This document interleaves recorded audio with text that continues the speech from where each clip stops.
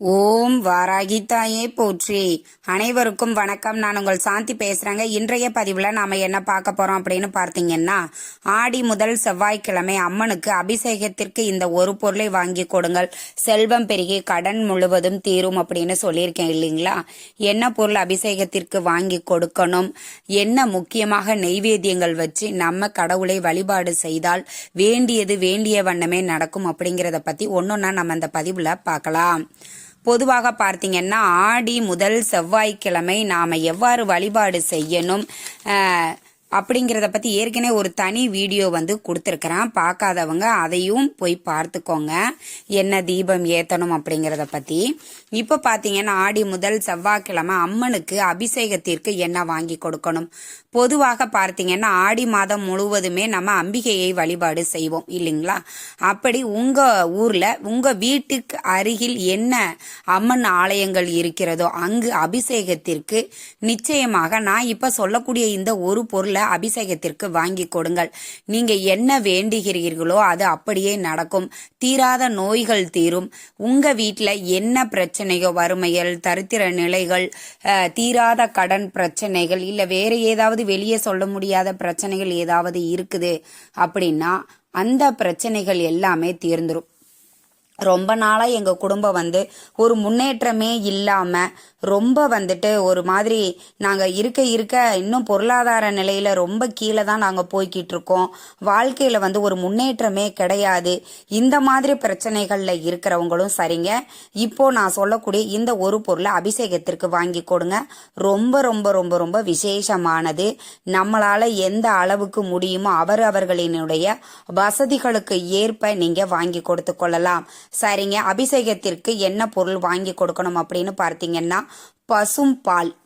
இந்த பசும் பால் 1/2 litre 1 litre அப்படின்னு உங்க வசதிக்கு ஏற்ப நீங்க உங்க வீட்டிற்கு அருகில் இருக்கக்கூடிய அம்மன் ஆலயங்களுக்கு வாங்கி கொடுங்க. அந்த அபிஷேகம் பார்த்துட்டு அந்த பூஜைகள்ல கலந்துக்கிட்டு வழிபாடுகள் செஞ்சுட்டு வரும்போது நிச்சயம் உங்களால கடன் பிரச்சனையிலிருந்து தீர முடியும். அது எப்பேற்பட்ட கடனாக இருந்தாலும் சரி, எந்த சூழ்நிலைகள்ல நீங்க வாங்கியிருந்தாலும் சரி, இல்ல அது ரொம்ப பெரிய அமௌண்ட், அதெல்லாம் இப்போதைக்கு என்னால எல்லாம் கட்ட முடியுமான்னு தெரியல அப்படின்லாம் நீங்க யோசிச்சுக்கிட்டு இருந்தீங்கன்னா, இந்த ஆடி மாதத்துல முதல் செவ்வாய்க்கிழமை நீங்க அபிஷேகத்திற்கு இந்த பால் அப்படிங்கிற ஒரு பொருளை மட்டும் நீங்க வாங்கி கொடுக்கலாம். நல்ல வசதியா இருக்கிறோம் அப்படிங்கிறவங்க ஒரு செவ்வாய்க்கிழமையாவது முழு அபிஷேகத்திற்கு தேவையான பொருட்களை வாங்கி கொடுத்து நீங்க அந்த பூஜையில கலந்துக்கிட்டு வழிபாடு செஞ்சுட்டு வாங்க. உங்க குடும்பம் ஒரு முன்னேற்றம் அடையும். வாழ்க்கையில அடுத்த கட்டத்துக்கு நாங்க போகணும் அப்படின்னு நினைக்கிறவங்க எல்லாம் ஆடி மாசத்துல செய்யலாம். நாங்க இந்த ஆடி மாதம் செய்ய முடியாதுங்க, இந்த செவ்வாய்க்கிழமை எங்களால செய்ய முடியாது அப்படிங்கிறவங்க வருகிற செவ்வாய்க்கிழமைகள்ல நீங்க ஏதோ ஒரு செவ்வாய்க்கிழமை எது உங்களுக்கு வாய்ப்பாக இருக்கிறதோ அதை தேர்வு செய்து அந்த நாள்ல கூட நீங்க அபிஷேகத்திற்கு பொருளை வாங்கி கொடுக்கலாம். இல்ல முழு அபிஷேகத்தையுமே நீங்களே ஏற்றுக்கொண்டு செய்யலாம். இது அவரவர்களினுடைய வசதிகளுக்கு ஏற்ப. தீராத கடன் பிரச்சனையை தீர்ப்பதற்கு இந்த ஆடி மாதத்தில் ஒரு முறையாவது அம்மனுக்கு அபிஷேகத்திற்கு பால் அப்படிங்கிற ஒரு பொருளை மட்டுமாவது நீங்க வாங்கி கொடுக்கணும். சரிங்க, வேண்டியது என்னால ரொம்ப நாளா நான் இந்த விஷயம் என் வாழ்க்கையில நடக்கணும்னு நினைக்கிறேன்.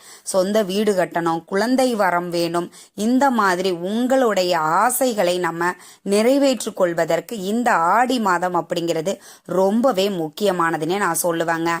இந்த ஆடி மாதத்துல ஒரு நாளாவது, அது ஆடி செவ்வாயா இருக்கலாம், ஆடி ஞாயிற்றுக்கிழமையாக இருக்கலாம், ஆடி வெள்ளிக்கிழமையாக இருக்கலாம், உங்க ஊர்ல அம்மன் ஆலயங்கள் இருக்குது அப்படின்னா அங்க போய் பொங்கல் வைத்து அதை அம்மனுக்கு நெய்வேத்தியமாக வச்சு படைச்சிட்டு அதற்கப்புறம் அங்கு வரக்கூடிய பக்தர்களுக்கு பிரசாதமாக கொடுங்க.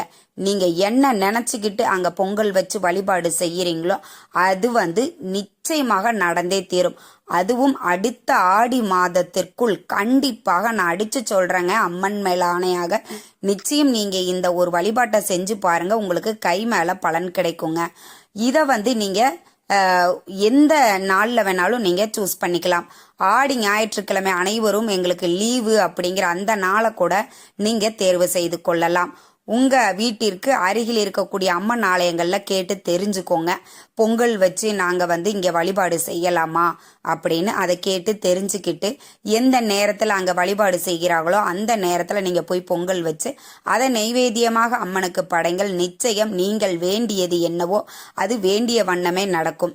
சரி, இப்போ எங்களுக்கு கோவிலுக்கு போகிறதுக்கெல்லாம் நேரம் இல்லை, நாங்கள் வீட்லேயே வச்சு எடுத்துட்டு போகலாமா அப்படின்னு கேட்டீங்க அப்படின்னா தாராளமாக வீட்டில் பொங்கல் வச்சு நீங்கள் அதை எடுத்துட்டு போய் அங்கே இருக்கக்கூடிய குருக்கள்கிட்ட கொடுத்தீங்கன்னா அவர் நெய்வேத்தியமாக வச்சு அவர் அம்மனுக்கு படைச்சிட்டு அதற்கப்புறம் அங்கு வரக்கூடிய பக்தர்களுக்கும் கொடுக்கலாம். இது 2 முறை. இந்த 2 முறையில் உங்களுக்கு எது வசதியாக இருக்குதோ அதை நீங்கள் பயன்படுத்தி கொள்ளலாம். சரி, அபிஷேகத்திற்கு நம்ம பால் வாங்கி கொடுக்க சொன்னோம். இப்போ நிறைய பேரால் கோயிலுக்கு போக முடியாது அப்படின்னு நிறைய பேர் சொல்கிறீங்க. உங்கள் வீட்டில் ஏதாவது ஒரு அம்பன், அது மகாலட்சுமியாக இருந்தாலும் சரி, எந்த அம்பிகையினுடைய விக்கிரகம் இருந்தாலும் பால் கொண்டு குளிர குளிர நீங்கள் வீட்டிலேயே அபிஷேகம் செய்து நீங்கள் இந்த வழிபாட்டை செய்யலாம். எங்ககிட்ட விக்கிரகமும் இல்லைம்மா, நாங்கள் கோவிலுக்கும் போக முடியாது, வெறும் அம்பிகையினுடைய படம் மட்டும்தான் வச்சுருக்கோம் அப்படின்னா கூட அந்த அம்பிகையினுடைய படத்தை நல்லா முழுவதுமாக சுத்தம் பண்ணிட்டு வாசனை நிறைந்த மலர்களால் அலங்காரம் பண்ணிட்டு ஏற்கனவே நான் ஏற்ற சொன்னக்கூடிய முக்கியமான தீபங்கள் ஏற்கனவே தனியாக ஒரு பதிவு கொடுத்துருக்குறேன். அதை பார்க்காதவங்க போய் பார்த்துட்டு அந்த தீபத்தையும் நீங்கள் ஏற்றி வச்சுக்கோங்க. ஏற்றி வச்சுட்டு நீங்கள் என்ன பண்ணலான்னா நல்ல பசும்பாலை காய்ச்சி அதில் ஏலக்காய் தேன் கலந்து அதை அம்பிகைக்கு நீங்கள் பிரசாதமாக நீங்கள் அதை நெய்வேத்தியமாக படைக்கலாம். இப்படி அம்பிகைக்கினுடைய படம் இருக்கிறவங்க நெய்வேத்தியமாக வச்சு நீங்கள் இந்த வழிபாட்டை செய்யலாம். நான் இப்போ உங்களுக்கு 3 சொல்லியிருக்கிறேன். ஒன்று, விக்கிரகம் இருந்தால் வீட்டில் நீங்கள் அபிஷேகம் செஞ்சுக்கலாம். இல்லை கோவிலில் போய் நாங்கள் பண்ணுறோம் அப்படின்னா அங்கே பால் வாங்கி கொடுத்து அபிஷேகத்தை பார்த்துட்டு வழிபாடு செஞ்சுட்டு வரலாம். இல்லைங்க 2மே முடியாது அப்படிங்கிறவங்க வீட்டில் படம் மட்டும்தான் இருக்குது அப்படின்னா நெய்வேத்தியமாக பாலை வச்சு நீங்கள் இந்த வழிபாட்டை செஞ்சுக்கலாம். பொங்கல் வைத்து வழிபாடு செய்கிறவங்க ஒரு முறையாவது நீங்கள் வீட்டில் நாங்கள் பொங்க வச்சு அம்பிகையினுடைய படத்திற்கு முன்னாடி நாங்கள் படைச்சு வழிபாடு செய்யலாமா அப்படின்னு கேட்டிங்கன்னா செய்யலாம்.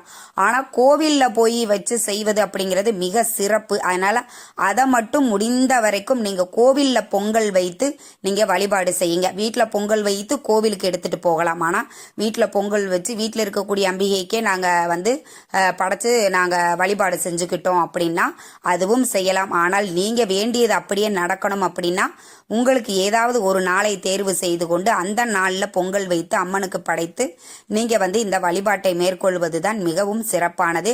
உங்களுக்கு 2 இது சொல்லியிருக்கிறேன். உங்களுக்கு எதெல்லாம் வாய்ப்பாக இருக்கோ அதை பயன்படுத்தி கொள்ளுங்கள். இந்த தகவல் உங்களுக்கு ரொம்பவே பயனுள்ளதாக இருந்திருக்கும்னு நினைக்கிறேங்க. வீடியோ பிடிச்சிருந்தா லைக் பண்ணுங்கள், ஷேர் பண்ணுங்கள், கமெண்ட் பண்ணுங்கள். இந்த பதிவை உங்களுடைய உற்றார் உறவினர்கள் நண்பர்களுக்கும் ஷேர் பண்ணுங்கள். அவங்களும் பார்த்து பயன்பெறட்டும். நன்றி, வணக்கம்.